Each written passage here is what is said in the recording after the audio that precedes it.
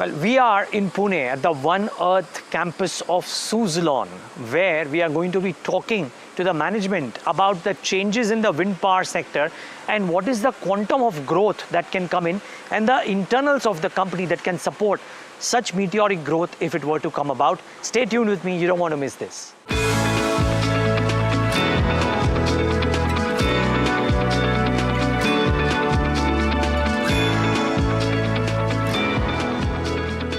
We are at the Suzlon One Earth campus in Pune, where we are going to be in conversation with Mr. JP Chalasani to try and understand what's happening to the industry predominantly, because the wind sector seems to have a tailwind, the pun is intended, of its own.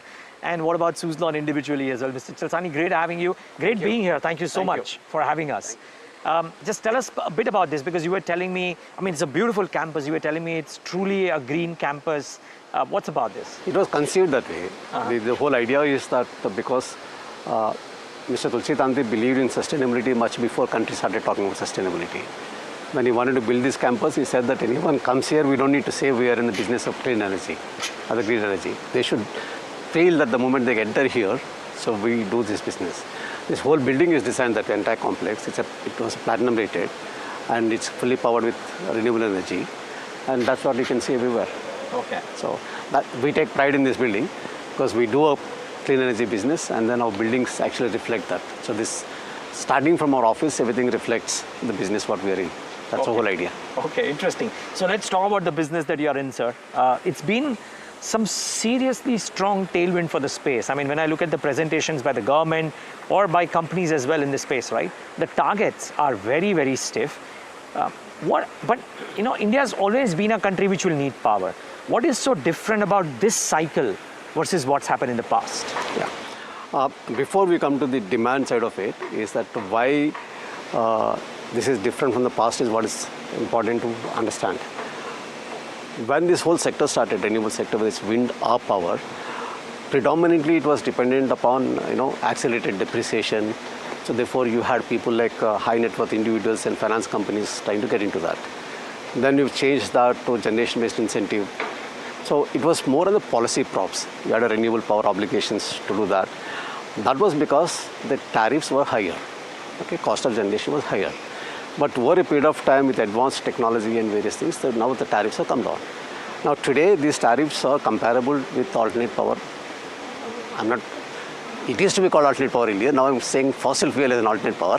Okay, it's a completely changed the scenario. So it's comparable to that. Today, for example, take simple case is everybody talks about renewables concern is intermittency. Okay? Sorry? Intermittency. Right. Okay. Now most of the bids what are coming in is what is called the FDRE bids, firm and dispatchable renewable energy.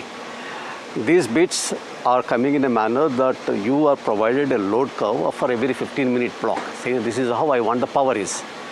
And you need to set up a power project to meet this demand of 15-minute block. These demands are led by the... Led by the off-taker. Off-taker. Let's say distribution company. Okay? Right. Today the fossil fuel actually does that. Okay, because today the whole country has these 15-minute blocks, 96 blocks in a year, where you can give your availability, what the power supply needs are. In those bids are now become predominant in this sector. Okay, and the tariffs what you're getting is anywhere between around 5.5. In fact, now it has come down to sub 5 with the latest bid. Okay. If you compare that with the fossil fuel, because both are exactly identical, round the clock, meeting your 15-minute block power, both are equal. So effectively reach a stage where that there is hardly any difference between fossil fuel and this from the point of tariff and from the point of intermittency. Right. So therefore you reach there. On top of it, it's clean. And more important factor is that in the fossil fuel, while you know the tariff today, you don't know how will it be in future because the fuel costs keep varying. Sure. Whereas in the renewable energy, you get what you see today for the entire 25-year period. Because there is no variability in terms of your fuel and everything. Okay. So therefore, this is, while it is a clean energy, it also gives you certainty of the tariff for 25 years, which you don't get in fossil fuel. And it meets the fossil fuel requirements. It meets the intermittency. So I think these are the things which are making it now attractive. And as the mainstay, and as I said some time back, maybe by slip of the tongue, but the fossil fuel has become an alternative. Yeah, that's an interesting line. Mr. Chalasani, just one question then. Do you reckon that the the predictability of supply or a setup of power capacity and the functioning are also as reliable now, and the capacities that companies like you have to supply, and then for other companies to set up these wind farms, if you will, is the predictability of that also now very certain relative to the past? Yeah, today if you talk about the supply capacity of the wind turbines, manufacturing capacity in India, we have sufficient capacity, 15 gigawatts plus. I don't think there's any issue with respect to that. Okay. What is important is not that some manufacturing capacity, but you need to get the turbines which actually meet the different wind profiles what we're going to see from time to time. Could you explain that, please? Yeah. For example, that the sites what we used to get earlier were better wind things. So they were, wind regime was different, wind speeds were different. So therefore, they were more efficient sites for a given turbine. Got it. Okay. So cost per kilowatt hour basis. But those sites would keep changing because you keep taking away those sites and the newer sites will come in. You need a different product so that your cost per kilowatt hour remains the same. Okay. So therefore, you constantly you have to keep on designing your product, looking ahead, and then bring that product. That's what is challenging for any manufacturing company. That can only happen if you have your in-house R&D. Okay. We are proud to say, or we take the pride to say that we are the only Indian OEM which has an Indian in-house R&D. Okay. So therefore, what it does for us is that because we have an in-house R&D, plus we also operate today 15 gigawatts of turbines in this country. In fact, we are one of the largest operating company, even across the sector, including fossil. Okay, we come in the top 5, 15 gigawatts of operation. There are 10,000 turbines in these 15 gigawatts. Every single turbine is a wind mast for us. It keeps giving us the data what's happening to wind profiling in those sites. Plus, when you operate them, any issues come in, you know. So that goes as a feedback to our technology team. In addition to that, we also keep wind masts to keep collecting data at the new sites. Okay, so therefore we know 3 to 4 years down the line which are the sites going to be available for the greenfield wind projects. Whether do we have a product for that wind regime, so that the cost per kilowatt hour doesn't go up. Why I'm again and again repeating cost per kilowatt hour is, in India, we're extremely sensitive to that. Cost, yeah, okay? That's true. If the cost per kilowatt hour goes up, you may have a demand, but offtake won't happen. Okay. Projects won't happen. So therefore, that's what is important for us. So let me try and ask you. So you are saying you are the one with the in-house R&D, others not. There are not too many players, as I understand. Indian OEMs. Indian OEMs who are, but even the global, I mean, they're not in a big way present currently in India from operation-wise. So my question to you is, if we have very tall plans, let's assume, I think, if I'm not wrong, even you mentioned this to that effect, that we probably have, 10 gigawatts of capacity set up each year, let's say from 26 to 30, right? Which is about 54 gigawatts, because 100 gigawatts by FY30. Does India have the capacity and the supply ease to be able to set up that capacity? Let's first come to that 100 gigawatt. Is it reality or not? Okay. That's what was, sure. In fact, that was the first question which we missed out. One important aspect is that why we are talking about 100 gigawatts. It's not the figure which suddenly came up and said that we have a target of 100 gigawatts. CE has done an extremely detailed study for 2030 for entire 8760 hours hourly. What would be the demand in the country? Okay. And they also, in fact, done 5 electrical regions separately and integrated together. Right. Then they came up with the demand is going to be, peak demand is going, the installed capacity requirement is going to be 770 gigawatts. Okay. From the current about 470 gigawatts. But most important exercise what they've done is that if this is what is the demand, what is the least cost option to meet this demand? Because as I said some time back, we are always sensitive towards the cost of power.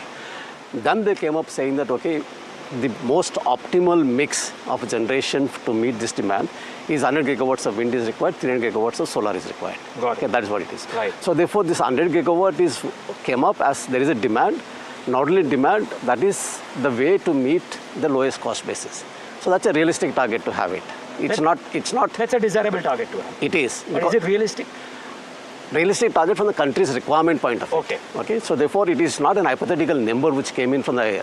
Sure. So that's important. Got it. So therefore, as long as we are able to generate that, create that much capacity, there is enough capacity to absorb because it's a least cost option. Got it. Now, question comes is that can we meet that 100 gigawatt target by 2030? Okay. Today we are at 47 gigawatts. Right. Okay. You need to do another 53 gigawatts. issue here is, for the wind especially, it's not the supply. Okay. You need 10 gigawatts per year, country can produce 10 gigawatts per year and supply. Okay. Supply is not the constraint at all. Okay. So that's not the constraint at all. What is the constraint is converting these manufactured turbines into a project connected to the grid. Right. Means project execution is a challenge for us. Okay. So because wind project execution is completely different from solar or even thermal. Because those projects are done within a boundary. Whereas wind is in open area. Sure. Every turbine is a project for you. Yes. Okay. And you're doing in open area. So therefore acquisition of number of footprints and maintaining that right of way all through your execution is what is the challenge. Okay. Today there are most OEMs are not doing end-to-end EPC. Okay. They only supply the equipment. We are the only company which does EPC, again end-to-end. So therefore, but we can't do the entire capacity. So there has to be other set of people who come in pitch to do the balance of plant work. Right. That's where the capacity building is happening today in India. Okay. One is there are constraints in terms of land, which is a major constraint in acquisition. It's taking a longer time. Second is the capability building in the country in terms of executing that is also getting built up now. So therefore, that's the reason even after doing 5.5 gigawatts in FY17, since then we've been struggling anywhere between 1500 to 3.2 gigawatts last year we did. Right. Okay. Our view is that this year we would be anywhere between 5 to 5.5 gigawatts. Okay. That's expectation. And this should reach about 6 to 7 gigawatts in FY26. Okay. And then ramp up to about 8 to 9 gigawatts. We still have a view that we may not hit 100 gigawatts by 2030, but we'll still cross 90 gigawatts. Okay. Is what is the expectation. Because why I'm saying that is also from the sector point of view, today wind capacity addition would decide how much RE capacity addition will happen per year. I will explain to you why. Yes, please. Because every single project today is a combined project. Either you have a hybrid, or you have RTC, or you have FDRE bit, where you have a component of solar, component of wind, component of storage. Okay. In that project, if the wind doesn't get executed, whole project cannot get onto the grid. Oh, okay. Okay. So therefore, Why is that the case? Because it's a project is a combined project. Okay, fine. So you need all the three. All the three together, because that's how it is built. Like sometime back we were talking about to avoid the intermittency. You need to have this. You have these FDRE bits. So therefore, you need to have all three capacities. For example, in the FDRE bit, load pulling, what we said, if it's a 300 megawatt PPA, effectively on the back of it, what you need is 2.2 to 2.4 times the wind capacity to be created. Let's say for a 300 megawatt PPA, you need at least 700 megawatts of wind capacity to be created. Okay? And then solar and the storage. Together, you can supply the 300 megawatt PPA on a 15-minute block. So therefore, today we have reached a stage where just doing solar or just doing storage is not going to help the country. Got it. So wind becomes important. That's what the realization has come now. So if you look at the government of India now trying to come in and help in terms of debottlenecking what's happening in terms of land. You have seen a couple of months back there is a revised micrositing guidelines came from MNRE, easing the micrositing guidelines. So all these things are happening. But still there is much more to be done in terms of the land. Simple case is that Karnataka, if you take it, that's where the 50% of capacity is getting executed today. Conversion of a land to non-agriculture. Most states, it is automatic for renewable energy. In Karnataka, it is automatic conversion into non-agriculture for solar, but not for wind. So they need to make this. It's a long process. So there are different states you go, you have got different hurdles. So that is what we need to debottleneck for wind to happen and for RE to happen. Most important is RE capacity addition from now onwards would depend upon how much wind you're going to do. And wind again, supply is not a constraint at all. Got it. Okay. Today we can supply much more than what we're supplying. But projects are not ready to offtake. Okay, I never thought I'll tell a wind turbine manufacturer to be careful of the windmill, but as we walk ahead, just be careful there. But yeah, okay, so this is a very interesting insight, Mr. Chalasani, you're providing, that supply is not an issue. So therefore, if indeed all things fall into place, and if we reach, let's say 90 or beyond 90 gigawatts by the end of 2030, that's still a very healthy run rate for the sector, considering that the number of companies which are truly doing remarkable work of supply of wind turbines in this space is very little, right? I mean, there are hardly 2 or 3 currently, if I'm not wrong, which are doing predictable work. True. Okay. True. But these companies, like, I don't want to talk about all the companies. If you look at our company, sure, right today we can supply 3.5 gigawatts. If you ask me today, this year, if someone is willing to take 3.5 gigawatts, we can supply. But the question is the project to be ready to offtake. Sure. Okay? And the next year, this capacity would go up to 4.5 gigawatts. And we can expand the capacity if you know that there is a need for 6 to 7 gigawatts to supply by us alone. It is 12 months time for us to ramp up. Okay. That's all is what is required to be ramp up, the capacity expansion to do that. So therefore, we can ramp up and do that. So supply is never going to be a constraint. Got it. As long as you know clearly this is a half take of turbines going to happen on a consistent basis. Got it. So just one question, since we are on the topic actually, maybe I should have invoked this after the break, but I'm just asking you. So you are at an order book of 3.8 gigs plus a few upcoming orders is what the market rumors have. But be that as it may, without getting into that, my question is, if you're at 3.5, going up to 4.5 and the ability to expand quicker, you do this on the basis of your understanding of how quickly the execution would build up because you've done 274, let's say, in Q1, right? You're sitting on 3.8 to be executed over 24 months, I presume, but you're still expanding capacity to 4.5, which means you expect higher order inflows in the times to come. Definitely. Definitely. Okay. As I said, that if the country is going to go, let's say 5.5 gigawatts this year to 7 gigawatts next year to 8-9 gigawatts, then obviously our contribution has to be significantly higher. Yeah, because you're 30% market share, if I'm not wrong. 30% market share again depends upon my definition of market share is different. In my company, I keep telling my colleagues is let's not get bothered into market share. If we're able to supply 90% of what we can supply, our capacity, that's the best scenario to have it. Your market share, if it is a 1,000 megawatt market, market share is different. 10,000 megawatt market, your market share is different. What we need to see is while market share is important to measure, but for us is that if I have a 4.5 gigawatts or 5 gigawatts of manufacturing supply capacity, if I have a 5 gigawatts, can I supply 4.5 gigawatt? That tells me, irrespective of what is the market. Even if the market is 7 gigawatts, can I supply 4.5 gigawatts? Okay. If the market is 10 gigawatts, can I supply 4.5 gigawatts? That's what is important for us. So we are looking from that angle, saying that, okay, if I create a capacity, so 90% of it I should be able to sell. Okay.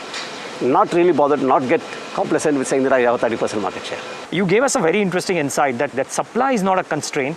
The constraint, if anything, is to be able to connect the eventual plant or facility to the end user or the offtake. To the grid, right? Now, and you mentioned that some EPC companies are setting up that work because you can't do everything, right? Is that happening at a good enough clip to be able to execute these dreams of 9 or 10 gigs per annum starting FY27? It should have happened much earlier. Right. So we wouldn't have struggled like this, what we are struggling. But currently, there are 2 or 3 things that are happening today, why we think this can happen. If you ask us, what we are also trying to do is that because this hand-to-mouth land acquisition is creating problems for execution of projects, we're saying we should have a model where we develop the land in advance. Okay. So that much quicker in project execution. Okay. So therefore, now what we're doing is that some states, we went ahead and said that why don't you give us rights to develop X amount of the wind capacity, let's say 2 gigawatts of wind capacity in this area, because we know the wind is available, on exclusive basis. Okay. So obviously, a couple of states agreed and few more are giving it to us, purely because, not just because it is Suzlon, it's because one is that we'll convert this into projects. We're setting up a manufacturing capacities wherever these large projects are coming up. And the third is that we are the company which operates every single turbine we sell, we operate for 25 years. Got it. So for 25 years, there is a service business, which there's a potential employment for the local people. So there are benefits for the host state. That's the reason we are trying to get this thing. And then once we get these rights, what we are now doing is that whosoever is the companies which have a long-term plan to develop, we're saying, fine, let's get into an agreement where you first give us notice to proceed for the land acquisition. Sure. Okay.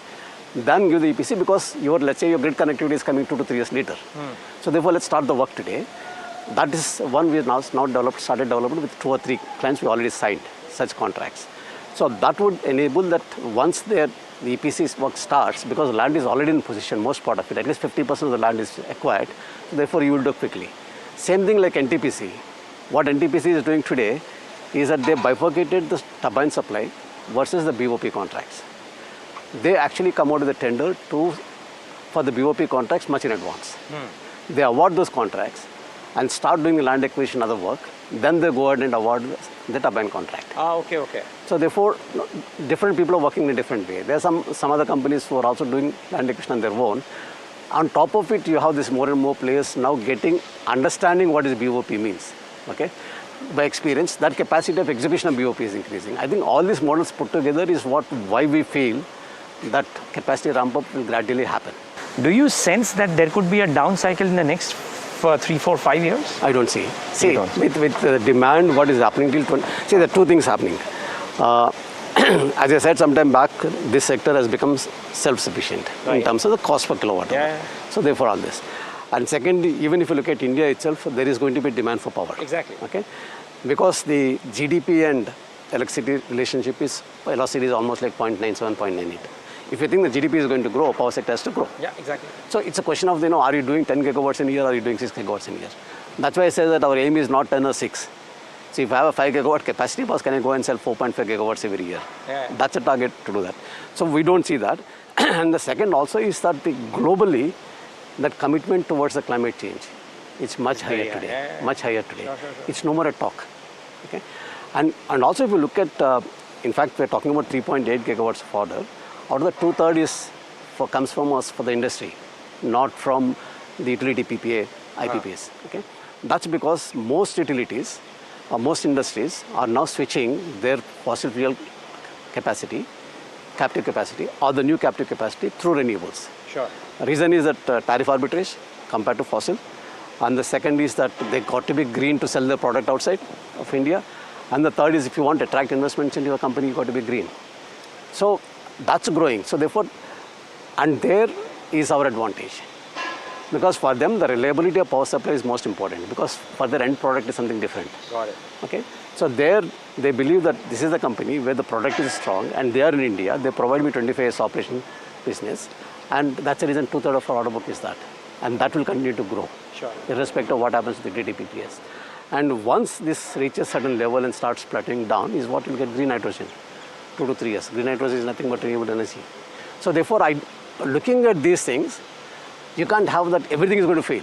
Climate change, suddenly everybody says no climate change. Won't happen. Won't happen. And our demand is not going to come down. The demand is there as long as, because we are the lowest cost generation in terms of meeting the demand. So renewable energy will happen. Renewable energy is happening, wind will happen, has to happen, as we discussed some time back. And the industrial sector will continue to grow, and off-grid business will continue to grow. So therefore, if you ask me, in my 45-year journey in the power sector, I have not been more optimistic today than what in the entire career. Always has to be set up. There are set of challenges even today. Of course. Challenges in the execution, but looking ahead with respect to what it provides you in terms of business opportunities, it's the most opportunistic time. So you don't give guidance. I wouldn't urge you to give me a guidance about specific numbers, but I'm just saying that from where Suzlon is right now, and because you're doing a composite number, so I'm not going to ask you whether you will sell more turbines, but will the service happen or not. All of that will go together. But from where you are right now, looking at all of this, okay, the backdrop to my question is, a lot of people look at what's happened to a sector's fortunes in the last 2-3 years and say, कि अभी तो बहुत हो गया, इतना चल गया, अभी और क्या होगा? मतलब in terms of the business. Is there a possibility that business as it is right now, from where it is right now, can be between 3 to 5x times in the next 5 years? I will not say 3 to 5x, but I will tell you why it will grow. Okay. I won't put a number to it. Okay. Yeah, I'm asking for a range. I'm not really asking for a specific number. No. There are two aspects which we think the growth will happen for us in terms of even numbers, efficiency of the numbers wise. One is the sectoral tailwinds, which we talked anyway. I don't think anybody can deny that. Right. Second thing is how much of this is what we can take and then efficiently convert that into numbers for us. Okay. With our internal structure, what we've done in terms of our low cost and the debt free becoming on this, that would give us its own efficiencies. Because till now, if you look at it, let's say our vendors, okay, because we had a problem of money not being there, not able to lift in time. So they used to demand, saying that you need to pay me in advance or give me LC, and there is a different type of pricing. Today, if you're sitting with vendors saying that I can give you next 3 years look ahead time. Yeah, okay? Of course. And this is what is my balance sheet is. So you got a different pricing. Okay. And also what happens is that as I said, in the wind turbine business specifically, our break-even is 600. So everything what you sell thereafter, straight flows to the EBITDA. Okay, I record my cost. Yeah, sure. So therefore, when people talk about EBITDA margin, depends upon how much we do. So 600 is done, there is EBITDA But neutral. you're obviously going to do more.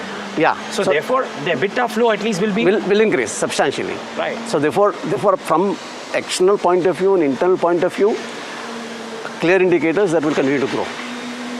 Continue to grow at significant level. Got it. You don't want to put 3x, 4x, 5x. Okay. Okay. But what is most important aspect I said that, which is what generally we miss out is, opportunity is there, company is ready. To take this opportunity and convert it, you need to have a strong team, which is very, very important. Yeah, which is what we've been working on. Team spend so much time. Yeah, so therefore that is important. That's what many people miss out on. Okay, so last question, and maybe I understood it wrongly, but I thought when I read some of the con call transcripts that you are saying that the sector will grow. You are at circa 30% market share, maybe, and correct me if I'm wrong, and you will want to maintain 30%. Is that, did I hear or read it wrongly? 30% is one. Our target is that if I have an X manufacturing capacity, you should be able to execute 90%. You told me that. Is the second target. I get your point. But so for me, the second target is much more important than maintaining 30%. Okay. 30% will automatically happen. The sad part is, Mr. Chalasani, when I ask you about what your capacity will be 3 years out, you will tell me I don't want to say it right. No, I'm saying my capacity today is 3.5. Right. Okay. It will expand to 4.5 to 6 in 1 year's time. In 1 year's time. Okay. And then as we see that if it's going to get ramped up, let's say 10 gigawatts a year, because that's what we need to watch. As I told you that we will ramp up our capacity further because we just need 12 months notice. But so you will move up to, is there an internal target about what you will go up to? No. In capacities, no. It's not, see, let's understand the wind turbine business wise. It is not the capacity, it is a model. Your new model, what is important? Okay? New turbine coming in. If you want, when you talk about 3 years, 4 years down the line, to meet the demand, it's not my manufacturing capacity. Yeah. Its most important weightage is that do I have the right kind of turbine to meet the demand? Sure. Because that is changing. That is changing. Sure. So if you don't have a turbine, what is the use of your manufacturing capacity? You will have capacity, but you will not use it. So we are working on that. We are confident that turbine, we will continue to work. We will get the right kind of turbine even for the future at the right point of time, like we got 3 megawatts, is one which we are confident about. Sure. And on the capacity expansion, is simply like every new model, anyway, you have to put a new blade molds. And in the same factory, you need to just put some more streams, expansion of this. So therefore, we will keep expanding it. Yeah. So even this year, we have about 400 to 500 crores of capex expansion. We expect that to do next year. All we can do with our internal accruals, we will keep expanding, but we will keep watching the market, what's happening. Sure. Makes sense. Okay.